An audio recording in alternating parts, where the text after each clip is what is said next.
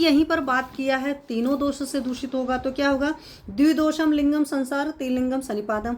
तो अगर दोनों दोष मिले हैं, कोई आपको पास ऐसी ब्लड लेटिंग हो सकती है या ऐसा हो सकता है जिसमें वात पित्त की दुष्टि हो, जिसमें पित्त कफ की दुष्टि हो, वात कफ की दुष्टि हो, तो दो दो दोषों की भी हो सकती है। वात पित्त कफ तीनों दोषों दूषित हुए हों तो इस तरह के भी आपके पास पेशेंट आ सकते हैं और उनको देखकर डिफ्रेंशिएट कर सकते हैं कि इसमें कौन सी चीज़ बढ़ी हुई है या तीनों चीज़ हैं। तो निकलते वक्त भी आपने देखा कि कफ वाला होगा तो उसमें शीतल आपको एकदम क्रिस्टल क्लियर फील होगा, और पित्त के केस में उष्ण मतलब गर्म फील होगा। तो जब ब्लड निकल रहा है तो उस वक्त भी आप टच करके पता कर सकते हैं।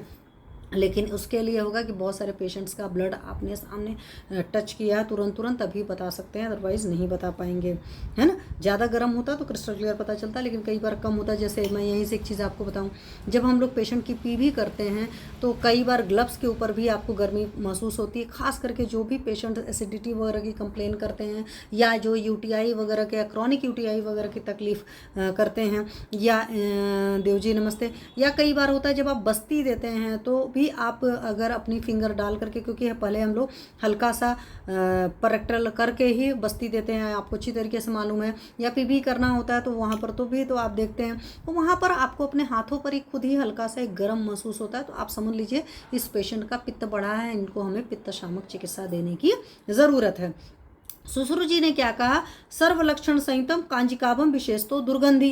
तो कांजी के जैसा रंग होता है या कांजी के जैसा टेक्सचर आता है, ये समझ लो। कुछ पेशेंट्स के साथ में ऐसा भी होता है जब तीनों दोष दूषित होते हैं, दुर्गंधी होता है, बहुत गंदी सी स्मेल आती है। तो कई बार हो सकता है ये आपको इस तरह के पेशेंट्स मतलब कह सकते हो कि बहुत बुरी हालत में बीमार हैं, तब हो सकता है इस तरह की चीज़ें। सिंपल वाले में नहीं होता है दुर्गंधी च सन्निपात दुष्टम द्विदुष्टम लिंगम संसृष्टम। तो इस तरीके से अब मैंने आपको क्रिस्टल क्लियर डिफाइन कर दिया कि जब आप ब्लड लेटिंग करवा रहे हो या ब्लड लेटिंग कर रहे हो तो उस वक्त भी ध्यान से देखिए, बाद में उस वीडियो को देखिए और पेशेंट के साइन सिम्टम को उससे कोरिलेट करने की कोशिश करिए।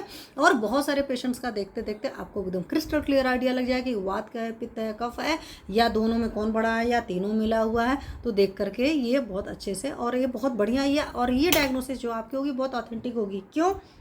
जब आप लैब टेस्ट से कराते हो तो आजकल एक समस्या और पड़ी है कि कई बार हम लोग पैकेज ले लेते हैं, उसमें कुछ लोग कहते हैं कि मैम पैकेज में तो कोई टेस्ट करते नहीं। कई बार लैब की लाइबिलिटीज़ कह सकते हो या लैब की ऑथेंटिसिटी भी नहीं रह जाती, क्योंकि कई बार वाकई जेन्युइन टेस्ट करते हैं, कई बार नहीं भी करते। मैंने ऐसे केसेस भी सुनकर रखे हुए हैं और देखा भी है, पेशेंट के साथ साइन सिम्टम कुछ रहा है, लैब की रिपोर्ट कुछ रही है, तो वहाँ पर लैब की जो रिपोर्ट आएगी सो आएगी।